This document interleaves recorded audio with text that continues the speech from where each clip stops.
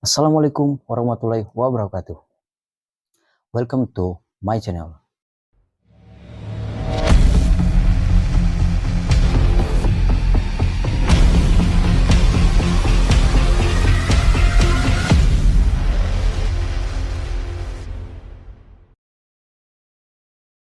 Oke, pada video kali ini saya akan menjelaskan tentang apa itu teks prosedur.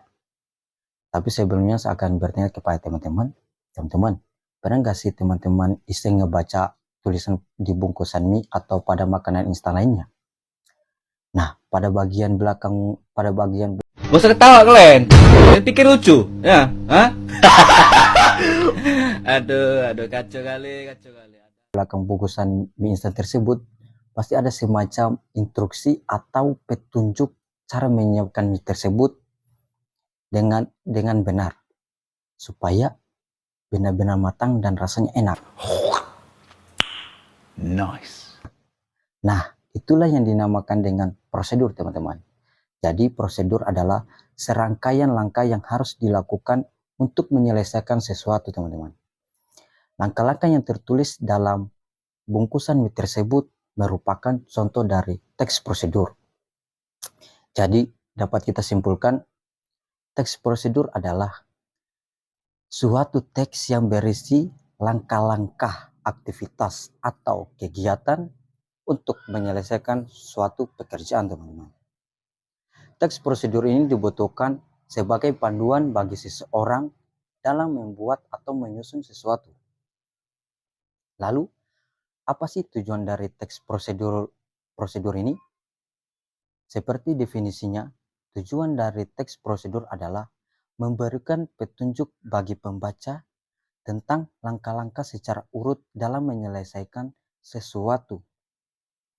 Selain itu juga, teman-teman, teks prosedur juga memudahkan pembaca untuk mengetahui cara yang benar dalam melakukan sesuatu dan memberikan petunjuk jelas agar mendapatkan hasil yang sangat maksimal, teman-teman.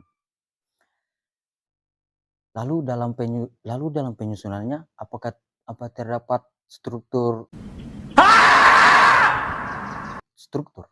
Ya, sangat jelas, teman-teman. Struktur dari teks prosedur terdiri dari 4 bagian. Yang pertama, tujuan, kedua, material, yang ketiga, langkah-langkah, dan yang terakhir adalah penegasan ulang atau kesimpulan. Ciri-ciri teks prosedur. Ciri-ciri teks prosedur terdiri dari 7, teman-teman. Yang pertama, menggunakan kalimat perintah. Contohnya seperti tolong tutup pintu atau tolong masukkan air secukupnya saja. Yang kedua, terdapat panduan yang harus dilakukan. Yang ketiga, menggunakan kata kerja aktif. Yang keempat, menggunakan konjungsi atau kata hubung. Yang kelima, terdapat aturan dalam hal bahan atau kegiatan. Yang keenam, menggunakan kata keterangan untuk menyatakan rincian waktu, tempat, atau cara. Yang ketujuh, terdapat isi kegiatan yang dilakukan secara urut. Ternyata teks prosedur mempunyai jenis-jenis, teman-teman. Yang pertama itu teks prosedur sederhana. Pada teks prosedur sederhana ini hanya berisi 2 atau 3 langkah saja, teman-teman. Contohnya, cara mengoperasikan setrika. Jenis yang kedua yaitu teks prosedur kompleks. Teks prosedur kompleks terdiri atas banyak langkah atau jenjang untuk tiap tahapnya, teman-teman. Contohnya itu cara pembayaran tilang. Yang kedua, teks prosedur protokol. Pada teks prosedur protokol merupakan teks yang langkah-langkahnya bisa dibolak-balik, namun tujuannya tetap sama saja, teman-teman. Contohnya itu pada bungkusan mie yang saya jelaskan tadi, teman-teman. Baik, selanjutnya, kaidah kebahasaan teks prosedur. Untuk menyusun sebuah teks prosedur diperlukan kaidah kebahasaan yang tepat agar sesuai dengan fungsinya. Nah, kaidah-kaidah dalam teks prosedur diantaranya pertama, kalimat. Yang kedua, konjungsi. Yang ketiga, numeralia. Keempat, pronomina. Dan kelima, verba. Kalimat terdiri dari kalimat imperatif dan kalimat deklaratif. Kalimat imperatif merupakan kalimat yang mengandung perintah. Kalimat imperatif ditandai dengan adanya hal yang harus dikerjakan merujuk pada perintah dalam kalimat. Pada jenis kalimat ini, terdapat tanda seru yang digunakan untuk mengakhiri ungkapan atau pernyataan, teman-teman. Yang kalimat Garing! Garing! selanjutnya, kalimat deklaratif. Kalimat ini dikenal sebagai kalimat yang sifatnya lebih memberikan informasi dan sering juga disebut sebagai kalimat pernyataan. Pada kalimat ini, tanda baca titik digunakan untuk mengakhiri kalimat tersebut. Yang selanjutnya, kalimat interrogatif. Kalimat ini digunakan untuk mencari informasi dengan memberi pernyataan.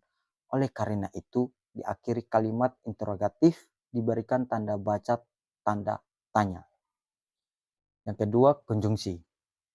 Konjungsi terbagi menjadi konjungsi persyaratan dan konjungsi temporal. Konjungsi juga sering disebut sebagai kata penghubung. Dalam kata prosedur, konjungsi kita harus terdiri dari dua macam. Konjungsi persyaratan adalah konjungsi penghubung yang menyatakan syarat.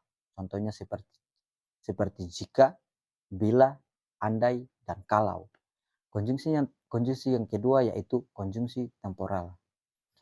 Konjungsi temporal ini sifatnya merupakan kata penghubung yang menandai urutan waktu. Contohnya kemudian, lalu, selanjutnya, dan setelahnya. Kaidah yang selanjutnya, numeralia. Numeralia dalam teks prosedur merupakan pilihan yang bisa digunakan selain menggunakan konjungsi. Numeralia merupakan kata bilangan yang digunakan untuk mengurutkan langkah-langkah dalam teks prosedur. Kaidah yang keempat, pronomina. Pronomina atau kata ganti digunakan untuk menggantikan orang atau benda. Berdasarkan fungsi menggantikan orang atau benda, pronomina dibagi menjadi dua macam. Yang pertama, pronomina penunjuk. Pronomina penunjuk adalah kata ganti untuk menggantikan benda. Contohnya, ini, itu, dan tersebut. Yang kedua, pronomina persona. Pronomina persona adalah kata ganti untuk menggantikan orang. Pada pronomina persona, bagi kata ganti untuk orang tunggal. Contohnya, Anda, saya, kamu, dan mereka. Sedangkan untuk orang jamak, contohnya kita dan kalian. Kaidah selanjutnya adalah verba. Kaidah kebahasan terakhir dalam teks prosedur adalah verba atau kata kerja. Verba dalam teks prosedur terbagi menjadi dua macam, yakni verba material dan verba tingkah laku. Verba material adalah kata kerja berimbuan yang mengacu pada sebuah tindakan atau perbuatan yang dilakukan secara fisik. Contohnya, mengupas, mengiris, memaku, memotong, dan lain sebagainya. Selanjutnya, verba tingkah laku. Kata kerja yang ditunjukkan lewat ungkapan. Verba ini juga dipahami sebagai kata kerja yang tidak tampak aktivitasnya. Contohnya, menyukai, berpikir, dan menyetujui. Baik, mungkin itulah dari penjelasan dari saya tentang teks prosedur. Yang dimana teks prosedur ditandai dengan ciri menggunakan kalimat perintah. Yang kedua, terdapat panduan yang harus dilakukan. Yang ketiga, menggunakan kata kerja aktif. Keempat, menggunakan konjungsi atau kata hubung.